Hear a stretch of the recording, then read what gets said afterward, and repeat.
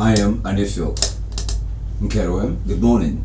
Alright, so it's 3 minutes gone past the hour of 10. So what that means is that it's 3 minutes into our talk time for the melting point. Today we're going to be talking about something quite interesting actually. Now, as Gen Zs on social media have creatively nicknamed President of the fuel subsidy removal, he specifically pointed out the haphazard and disingenuous approach of the current administration, warning that inflation will continue to rise unless decisive steps are taken.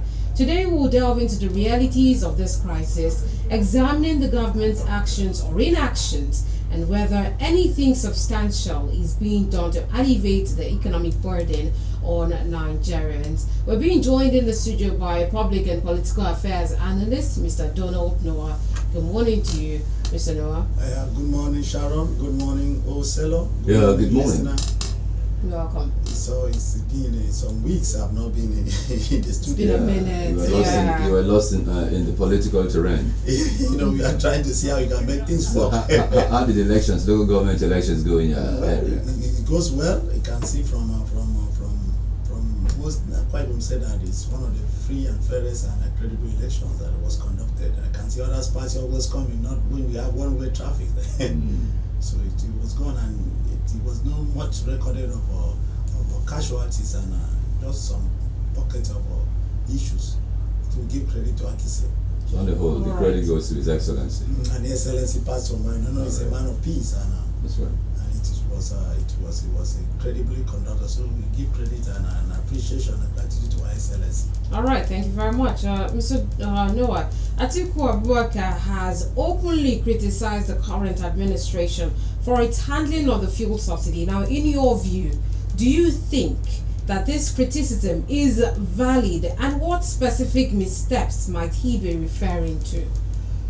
Yes, we have been talking here that since a statement that Mr. President and President Bola Tinubu made on the 29th of May last year, that subsidy is gone. Immediately after that statement, there were a lot of issues, and there was nothing like kind of a backup. There was no plans.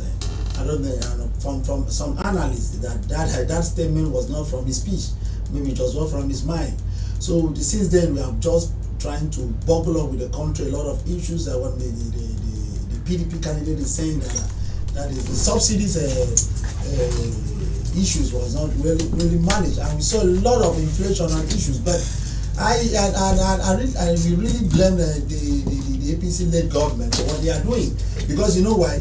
I think that before Mr. President made that statement, or after he made it, as there could have been a safety net, there could have been kind of a backup plan so that Nigerians will not be suffering. But today, that's from forex to inflation, from inflation to hardship, from hardship to a lot of things that we are passing through in the country today. But and the way we are talking now, that is like Mr. President is like a man that is being caught in the swamp, and the APC-led government, they cannot go front, they cannot go back. So what did the PDP candidate last presidential election is saying? His Excellency Atiku Abubakar is not far from the truth. Nigerians are really suffering, and you can see that there is no sincerity in the APC-led government. You see how they can handle the situation in the country today. And if you look at the speech of what Mr. President gave on the 1st of October, I think that for me there is nothing like that kind of hope, apart from the renewed hope that they tell us that whether from this time, one thing in tackling issue, we have the short term, we have the medium term, we have the long term plans in solving some problem. But I think we are not seeing that coming. Okay, if you say you are not seeing that coming, are you blind to some of the initiatives or incentives being enunciated and put in place by the government to ameliorate in terms of palliatives and other advances to ameliorate the outcome, for example, cushion the effect of for example, the CNG stations that now we have, according to report, 120, not less than 125 CNG conversion stations, as opposed to 100 that were promised.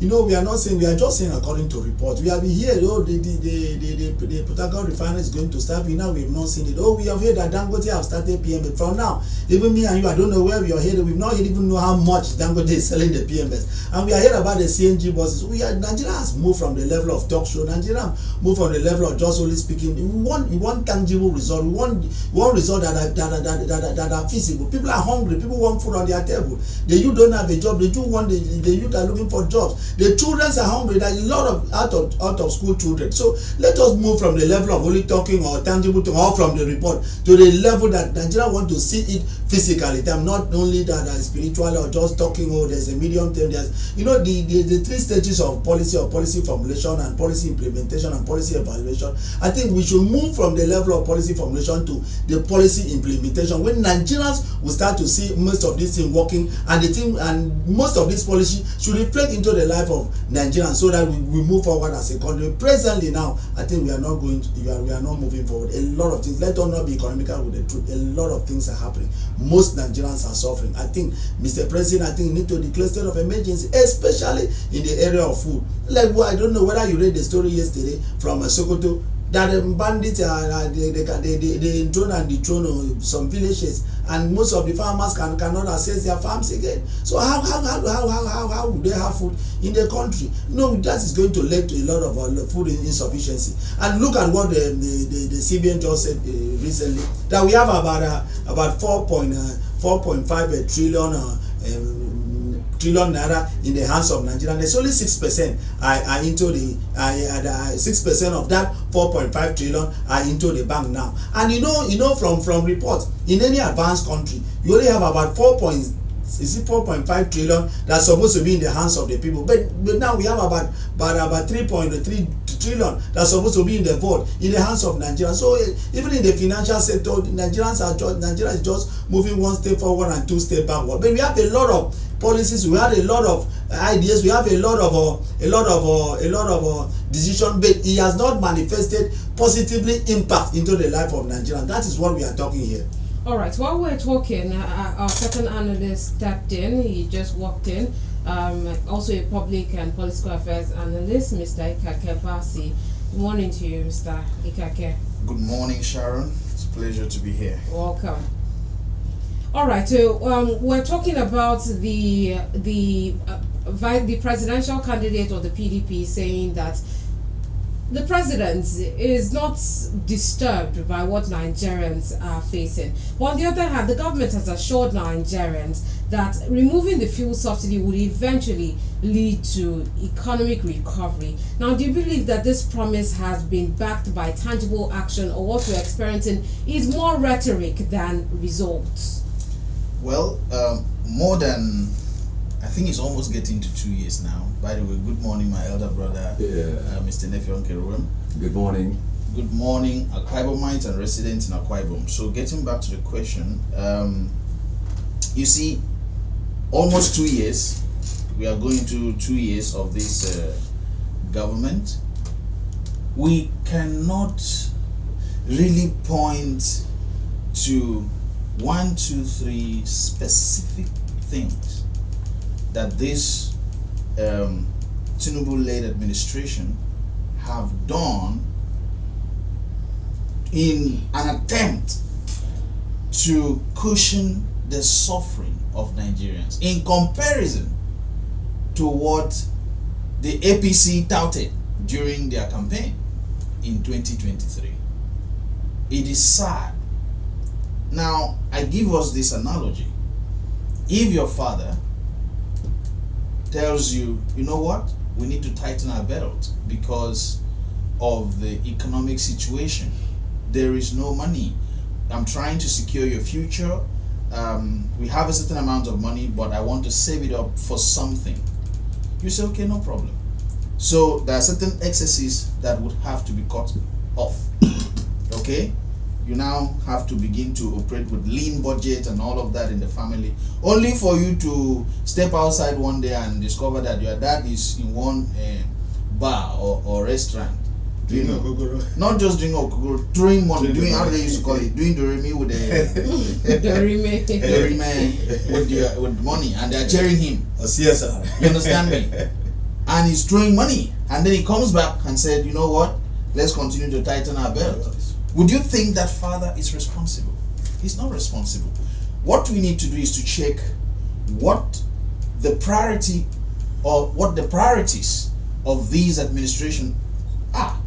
For example, check the budget that goes to the office of the president in terms of the toys he has acquired to himself, from the yacht to the Cadillac vehicle to the renovation to whatever, even to the office of the vice president and to the office, there's no such office, but to the first lady.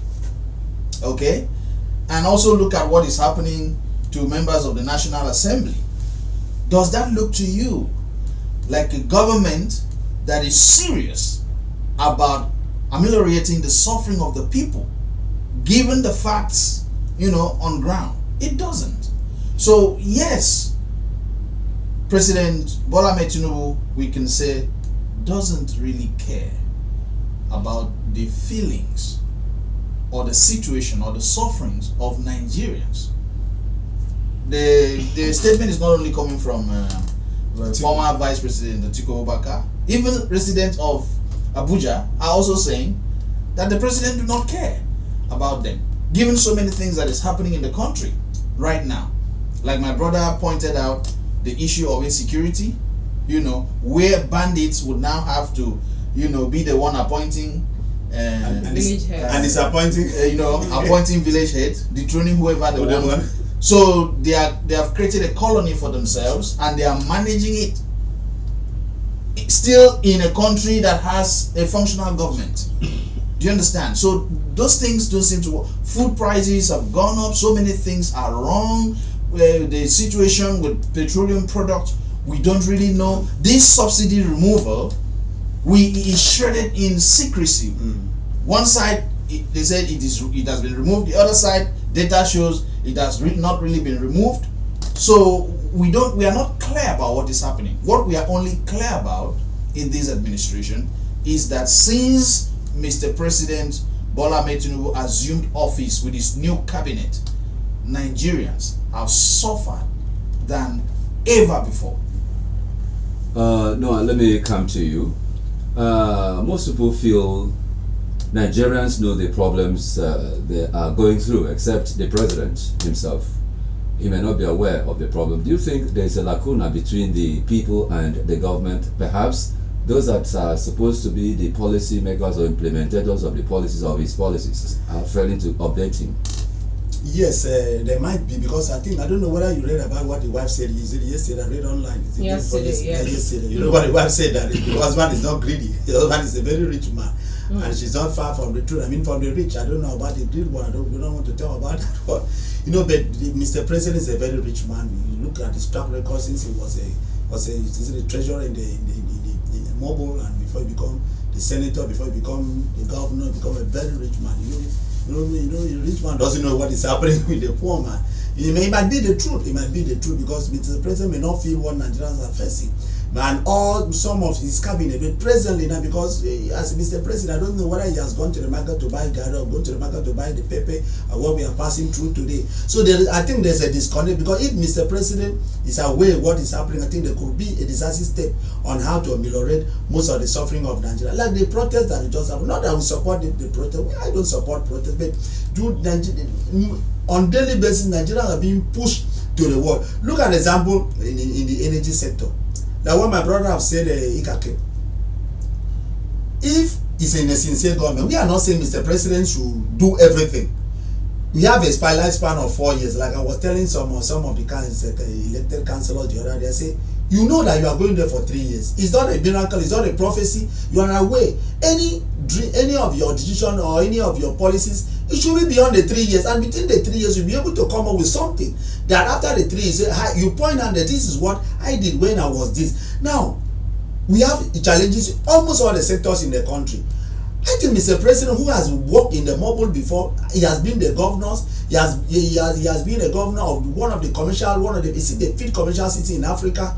Mr. President should know how to run the country. Now, for example, the energy sector, and I always said anywhere I have opportunity to speak, there is no country that the government doesn't subsidy either the energy or the education or the transport or one thing or the other. But presently in Nigeria, almost everything in Nigeria are being pushed to the masses, which means it's only the rich. Like I always say that in Nigeria now we have the two set of people. If you are not very rich, you are very poor. We don't even have the middle class. We don't have somebody that are average. So you have the very rich and very poor. So sometimes we know the class that we belong to. Now the problem we are having now, Mr. President should have looked in the energy sector.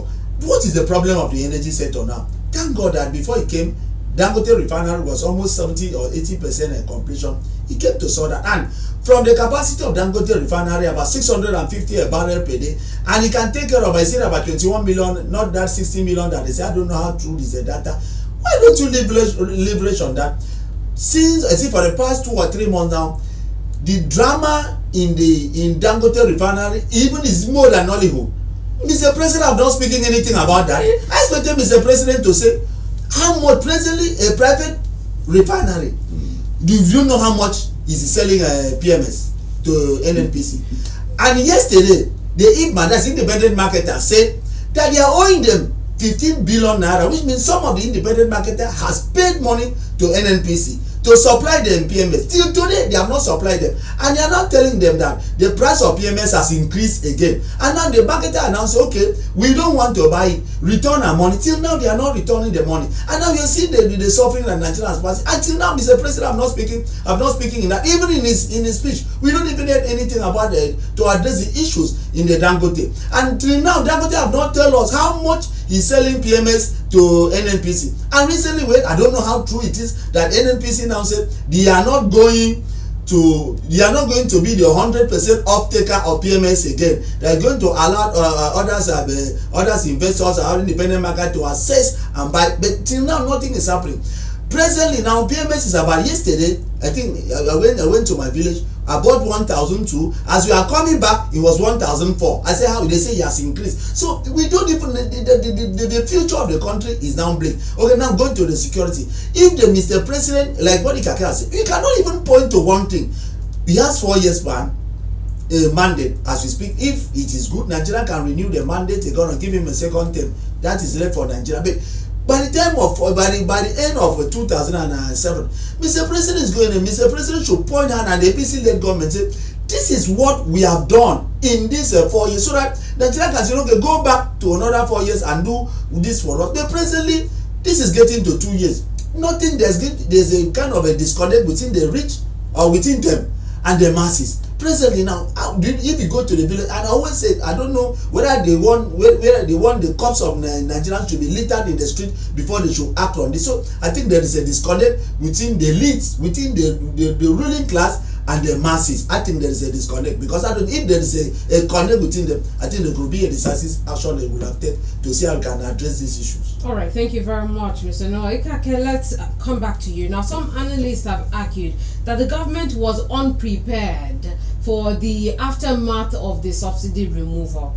Do you see that happening? And then what would have been a more strategic approach to this? Is there time to correct the course? You know, it's common knowledge that the president was not ready for the announcement he made. I think, I'm sorry to say, he must have been excited, because that was, his first speech as the president of the country, and he needed to let Nigeria know that he's really in for something. He wants to take the bull by the horn. He wants to do what the Napoleon could not do. And so he started by saying subsidy is gone. And he made that statement without cabinet. He did not set up his cabinet yet. He didn't even get into the office. I didn't get into the office. He did not understand the scope or the situations surrounding the subsidy issue. I don't really think when he made that statement, he understood that petroleum industry very well. Ikake, sorry to interrupt you. Let me come in there. He's been in the system for a long time. He's been a governor, he's been a senator, he's been in and out of the party, including the national leader of the party, and he must have been versed with it's different from president. Let me say something. You see, we are inside this studio. Yes. there are people outside within the parameters of this studio. If somebody calls them and say, "Are you?" they will tell them that they will tell the people calling that they are in Memories FM. But what is happening inside here? It's different. They don't know. So that is what must have happened to the president. Being around the surroundings. It's different from the studio. It's different from being sitting down With as the president, Yes. and you have a decision to make that will affect 36 states plus FCT, Yes. and will affect 220-something million people. That's a different ball game altogether. It's the same thing when players are playing in the field football. The people watching, the spectators already know how the player could have passed the ball. But when you get into the field, you discover that it's a different ball game. So Mr. President was not prepared for that statement he made. I think he made that statement out of excitement. That look, he wanted to let Nigerians know that he's in for something very serious. And he can do what the Napoleons could not do by saying fuel subsidy is gone. That statement sabotaged the economy. I'm telling you, because people that went to that inauguration, they did not pay the same fare back. Because so they don't have transport to go back. They did not even have transport to go back. Before the inauguration finished, there was already queue. Yes, some people trek back. And so many things happened. You understand? So that statement was wrong. He wasn't. He did not plan this subsidy. Like Mr. Peter Obi said, he will remove subsidy by 50%. And when he removed the subsidy, he will look at trying to block the loopholes that allowed criminals to take advantage of this, fuel subsidy thing. And then this subsidy removal could have been in phases. As you are removing it, we also need to know where that money is going to. But this government did not do it. He just said fuel subsidy is gone. All of a sudden, we had fuel increase to 300 and something, to 400 and something, to 500 and something, 700, 1,000. We can't believe that we are buying fuel 1,400, at the pump price. It was 2,000, I think. Do you understand? And sometimes people that are using public transport, this is a fact. Like in Akwa Ibom, every keke napep, every bus driver has a small 2-liter by the side. Ask around. There is rarely anybody who have not experienced this, in this state. They drive some few minutes, fuel finish, they have to bring out a bottle and top a little, drive forward and it's very dangerous. It's so many things. I mean, it's making people, I'm sorry to say, to live like animals. It's demeaning. It's undignifying. What is happening in this country is undignifying to the citizens, and they should do something about it. I don't know whether a mind that is already corrupt can correct itself, but I'm just saying they should do something about it. Okay, but sorry, before Osilo, you come in, you mentioned something about how the president came in and things became worse. Well, I would like to say that the first lady will not agree with you on that one, because she came out to say that her husband is not responsible for the hardship that we're facing in this country. But besides that, you did not respond to the question of, is it too late to actually correct the course? It's not too late to correct the course, if they are sincere. Do you know that Nigerians do not know how this fuel subsidy works? Do you understand? Many of us do not know what is fuel subsidy, how it works. How is it being subsidized, to who, to what, that money, where is it going to? Okay, this removal of the fuel subsidy, you are removing what amount has been removed, or what percentage has been removed? The money removed is being plowed to what sector of the economy? Do you understand? Nobody understands. Many people do not understand something about this fuel subsidy removal. So to respond to that question, it's not late to do something about it if the people involved are sincere. The president is the minister of petroleum resources. You understand? So he has a lot to do as the minister of petroleum resources. In fact, the petroleum sector has failed under his watch as the minister of petroleum resources. Coupled with the fact that he's the president and chief of the armed forces of the federation, he has not done well. He has failed. In the scale of 1 to 10, I would give him 1.5. I don't know what is even not one of them. and also, Sharon, to add to what my brother said, you see, I don't know how. Is it possible for a pilot to learn how to drive in the air? I don't know whether it's possible. A pilot maybe will just have trained, you just take off the plane. Suddenly you discover that you don't know how to stabilize the plane in the air. Is it possible to learn? Maybe the co-pilot can help. I don't know whether the co-pilot is vested or maybe the crew. But at that point, you don't have anybody that can go in. So I think that's what is happening now. Because to see now whether it's late or not, but is it possible for a pilot to learn how to fly but an aircraft? You said co-pilot can help. Except he has his cabinet. That's what I say. Except he has a deputy. That's what I'm saying. Except the co-pilot is very, very qualified, or the crew, or the cabinet that they have. But unfortunately, if there is none, I think there is calamity. All right, if you are joining us now, we are on Melting Point, looking at the state of the nation, which of course is very paramount to every Nigerian, based on the stark economic realities, that is before us. There is a Nollywood, Sharon is good at that. There is a Nigerian movie that has the title, The Loneliness of a Long Distance Runner. Now he has 4 years to run, and those that should accompany him, if he looks behind perhaps and doesn't find the followers, perhaps the government is taking a stroll and not actually running. Have you seen the president trying to, having realized that he's running alone, is a loner on this race? Now, have you seen him not having the bravado, the courage to actually face it, just like he did the first time when he said that the subsidy was removed?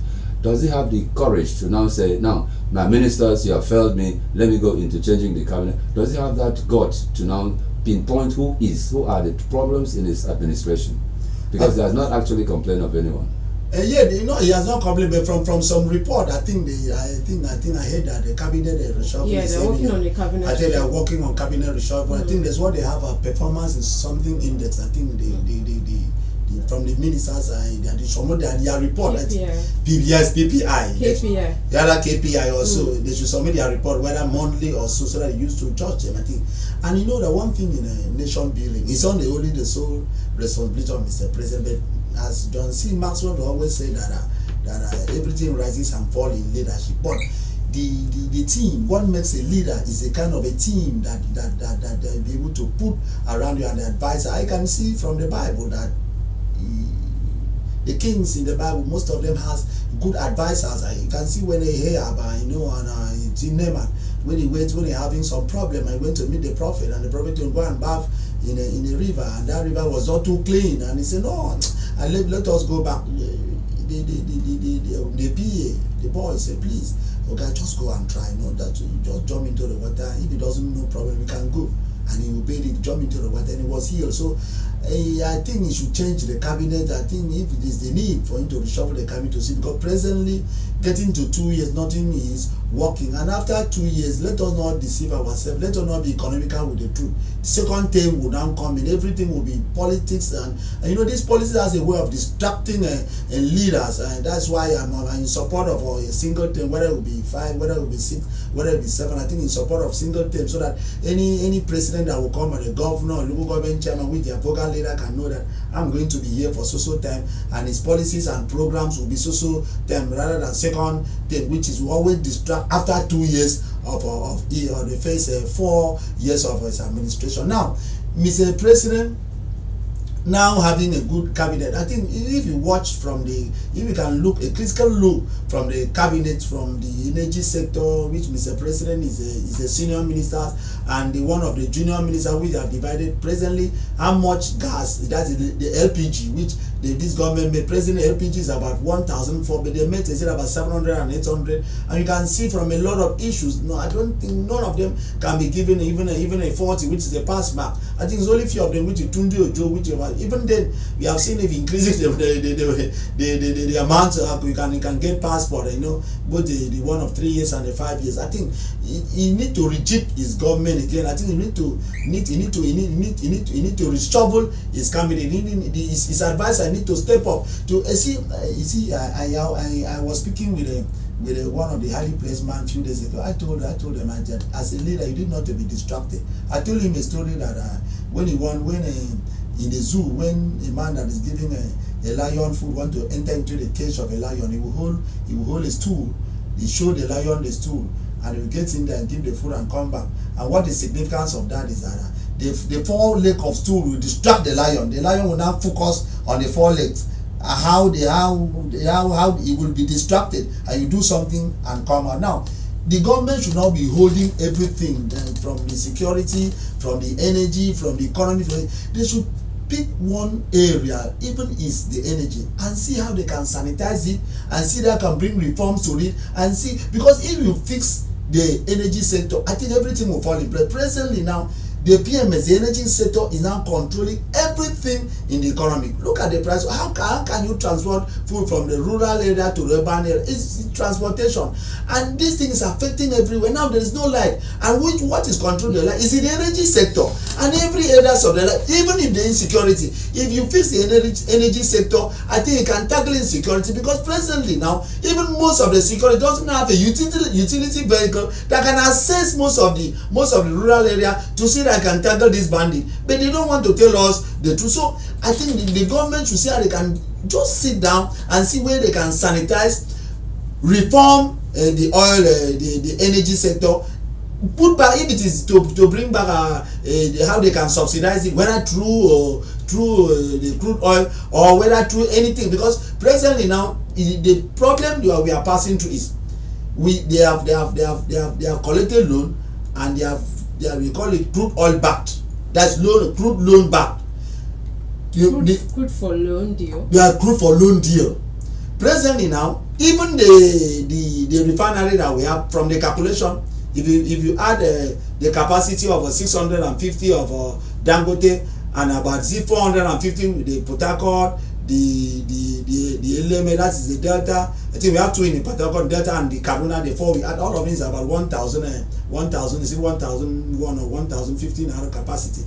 If you look at it, even if we don't even have the crude, because the crude, they need to sell it so that they will pay salary and they will run government. So the government is into a fixed position which they don't know what. But if they can sit down and they put back their interest and bring in the interest of Nigerians after, I think they can put this. If there is a political will, I think they can see how they can reform the energy sector, and any other sector can be done subsequently, so that Nigeria can breathe. Presently, Nigeria are not breathing. Everybody are suffering. It's only, I don't think whether it's up to 10% of Nigerians that are enjoying, according to Wale Edun, that it's only 10% of Nigeria that have 500,000. Let me just build on that. I'm coming to you, Kake. Now, Rotimi Amechi complained recently about how he's struggling with the rising cost of diesel, and this has a lot to say concerning the fact that high-ranking politicians are also feeling the pinch. Now, in your opinion, what immediate steps should the presidency take to curb the rising inflation and provide some relief to Nigerian households? Well, in football match, I'm not a sport person really in that sense, but I learned that an experienced coach, when a professional team begins to lose much, what he does or she does is to take them back to the basics and start all over again. So I think governance is not something you do with pride or ego. It's something you do with humility. It's something you approach scientifically. It's something you approach or you do with objectives at heart, with a clear vision, a clear purpose, right? So if Mr. President talked about subsidy removal and realizes that that approach was not correct, or he stepped out too early, what he could have done could have been immediately to retract. And the time that Nigerians are suffering, if he uses 1 year to understand this, what that subsidy is about, we wouldn't have this 1 year of suffering. Yeah, okay? It could have been 1 year of understanding and communicating, right? Take for example, yesterday, talking about private sector, a certain bank has been having some technical issues and people are complaining, they are panicking. So I went to my bank manager and said, look, are we safe or should I move my funds? You know, To somewhere I don't else. want to wake up and realize that I cannot. But I think it's a general bank issue. You know, But so general banks. It's yes. affecting one or two majorly. Yes. No, he explained something to me, Okay. which I understood clearly. But I told him there is a problem. You are not communicating to your customers. That is why the customers are misunderstanding and they are panicking, and many people are trying to, you know, remove their money and all of that because there is no communication. This subsidy removal, the citizens do not understand what it is. They have not been communicated to clearly and properly. Do you understand? So Mr. President could have retracted and then say, okay, you know what, fuel subsidy continues, but dear Nigerians, be aware that in this my first tenure, part of my objective is to ensure that I remove fuel subsidy. I want to take time to study what is happening around that sector, industry. This and this and this is what we can achieve if we remove fuel subsidy. They could have created a town hall where, you know, government will engage with the people. Let them begin to understand and prepare their mind about what's coming, what's going to be happening and all of that, and then make certain adjustments, preparing ahead, not standing up as an emperor on the day of inauguration and saying subsidy is gone. So I think the way to go is for him to retract, reassess, review, and then relaunch.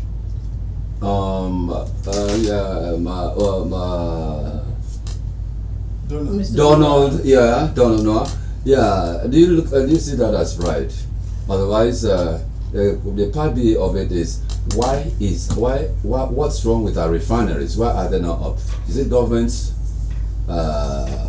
Is it? Can it be blamed on the side of the government, or what else? You should be blaming side of government now.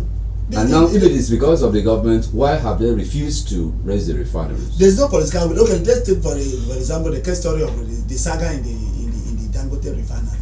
You know, for some years now, subsidy has been removed from DPK, which is the kerosene, and the AGU, which is the diesel. Now, we heard from news that immediately Dangote started production of diesel, the price of diesel will crash.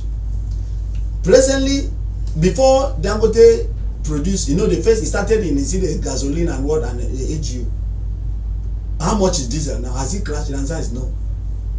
Till present, we don't know how much the Dangote is selling is a official in AGU.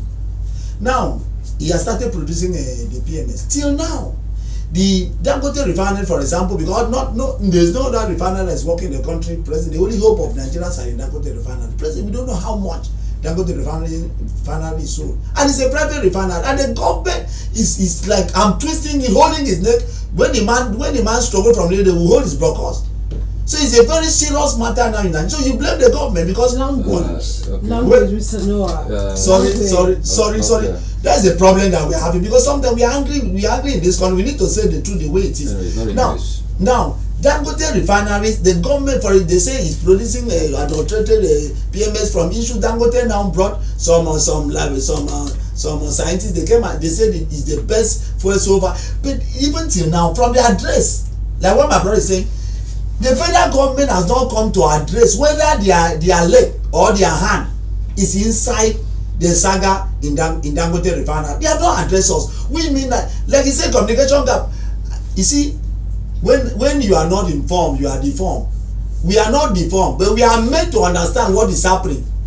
Now, if the federal government, if Mr. President has not addressed us from his own statement he has made, he has not mentioned anything about Dangote, whether the saga in Dangote, you are setting the record straight. We need to believe what we heard from the platform and blog and from newspapers. So, which means, like what the diesel issue where the Amechi is talking about, Dangote has started producing diesel, but diesel is still 1,000 something. And how can we cope with that?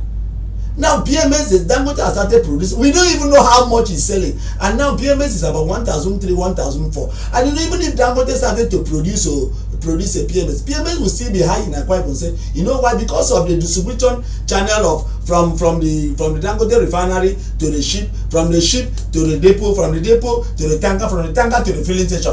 Then the cost of those distribution channels will make the cost to be high. But I think Nigeria should be moving from the level of moving most of those products through the rail, moving those products through the pipelines. But we have not even gotten to that because we're an advanced country.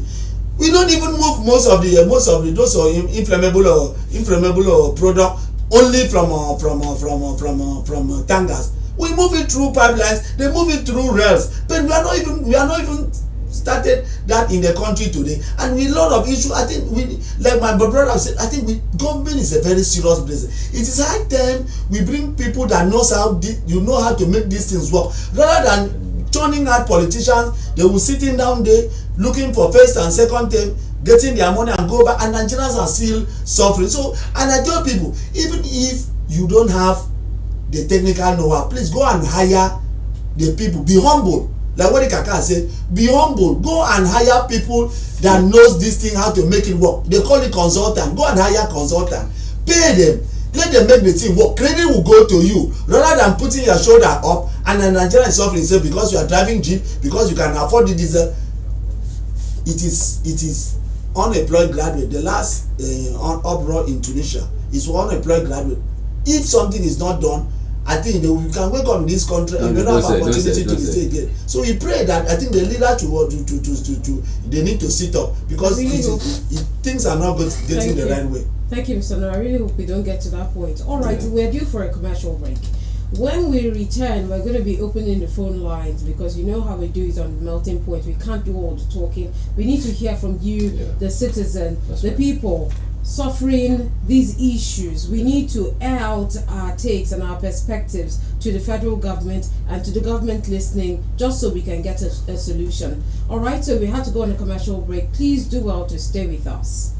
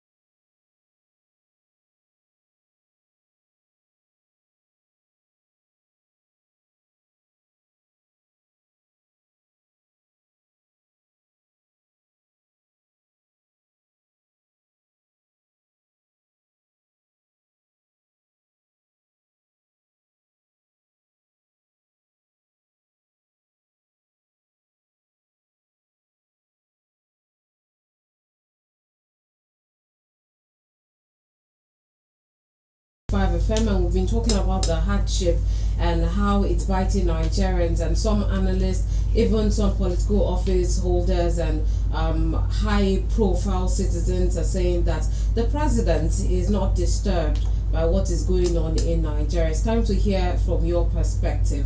Okay, so you can join the discussion by calling the phone numbers 0803 085 7755, or you can call the other number 0809 066 6909. We're streaming live on Facebook. The handle is Memories965 FM. Let's take our first call. Hello, good morning.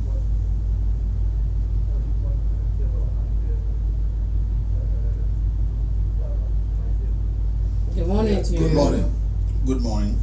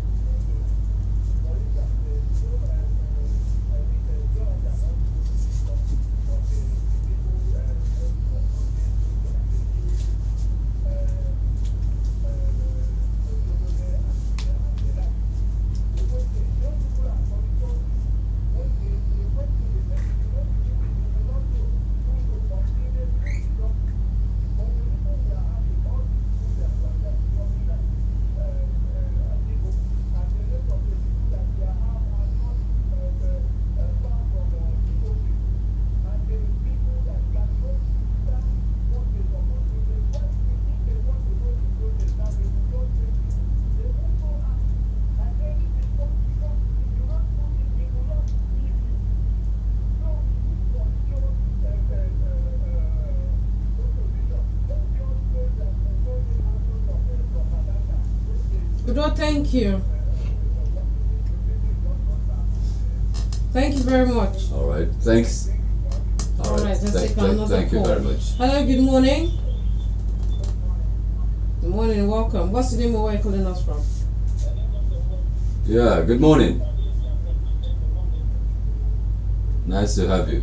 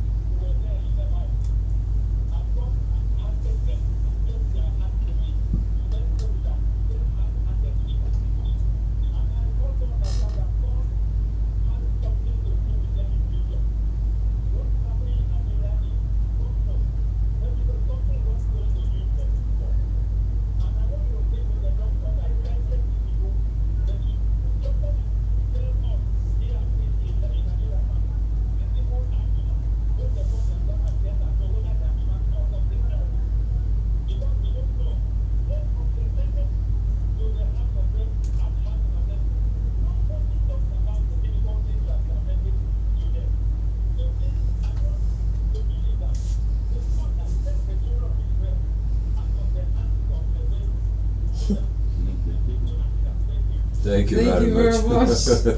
Thank you so much. We can take one more call before we go into the analysis. Remember that we're still streaming live on Facebook. The handle is Memories965 FM. Hello, good morning.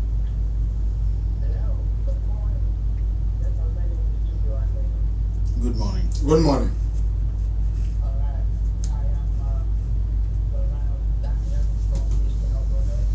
All right.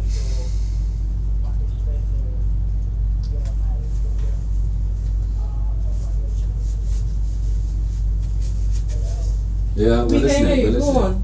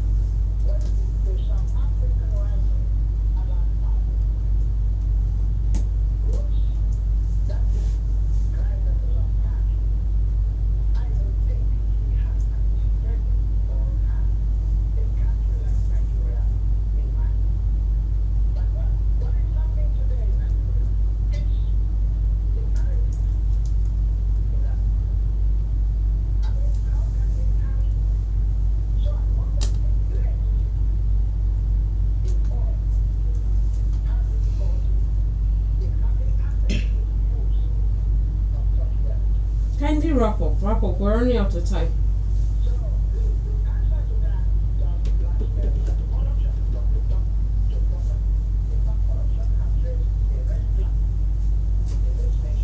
All right.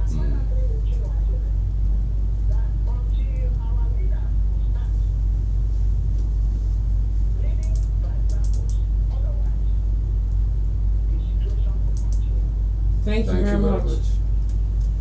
Okay, let's have a response in a minute each because we're out of time now. I'm going to start with you, Mr. Noah. Yes, I think I always say that one of the greatest problem I don't think is corruption. The greatest problem I see in the country is a patriotism and commitment to nation building. Most of our leaders are not patriotic because if our leaders are patriotic, there are certain actions they will not take. Because corruption is almost, you go to other countries, you see corruption and they have it, but you see a level of patriotism which the leaders, the citizens, the people, the civil servant, politicians will stand up to take action for the benefit of their people. And one thing, note, that word, that phrase, politician, they are the same everywhere in the world. But the level of patriotism will make them not to do the blunders, not to steal, not to be, I don't care, not to be closing their ears or blending their eyes with what is happening in the country. But I think that I'm using this opportunity to say, our leader, please, this is the only country that we have. We don't have any spare country. Even if you have 2 passports, you will not enjoy what you enjoy in other countries than this. Please, when you are given a responsibility, please do well to discharge it, because when you are being called upon, you will be asked what you did when you was here. Please do well. All right, Ikake. Well, I think what we need is love for the country. Citizens should learn to love the country, because see, these leaders are coming from amongst us. They are citizens of Nigeria, so we have to prioritize love for country, patriotism, and we have to think for the country. Just like is it John F. Kennedy said, you don't need to think of what your country can do for you, but what you can do for your country. People should sit down on their own and reflect and think of how can I make Nigeria better, so that when opportunity avails you, you'll be able to know what to do. And we have to stop this rent-seeking mentality. Our politicians have to stop it.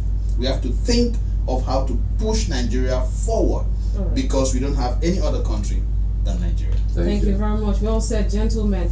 All right, thank you so much. We've come to the end of the program. At the top of the hour, we'll have the scorecard. Thank you so much, Mr. Donaldo and Mr. Ikake. Thank you. Thank you. Thank you very much. And thank you for listening on the other side of the radio. Thank you so much for listening to the Melting Pot. All right, thanks for your contributions. We are told that he who wears the shoes knows where it pinches, where it hurts you. So try as much as possible to do the best you can to impact positively on your neighbors. I am Enquiry. Thanks for joining us. My name is Sharon MANDOR. Do have for yourself a lovely weekend.